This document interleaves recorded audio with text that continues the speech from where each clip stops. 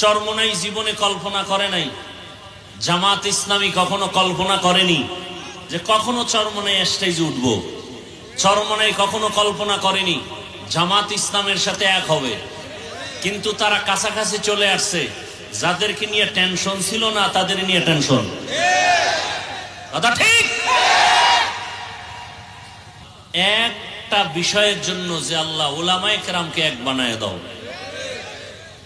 বরং ওলামায়ে কেরাম এক হতে না পারে সেজন্য কোটি কোটি টাকা ব্যয় করা হচ্ছে বিভিন্ন চক্রের মাধ্যমে। ওরা টাকা খাওয়াইয়া লোক লাগায় দিছে, দুই আলেমের মাঝখানে ফাটল ধরা। আলেম এক হলে আমগো নাস্তিকতার জাতা কলে আমরা মরে যাব।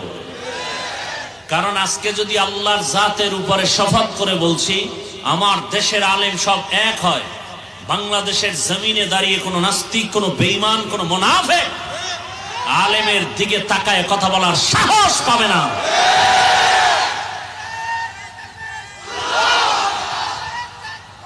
ভাই আমার, আগুন আর পানি এক হওয়ার কথা না, কথা কিন্তু মানুষ জীবনে কল্পনা করেনি। আল্লাহ হেদায়েত দান করুন। আরো আস্তে করে বলেন, আল্লাহ হেদায়েত দান করুন। পিঠ রেডি করেন পিঠা খাওয়ার জন্য। পিঠা খাওয়া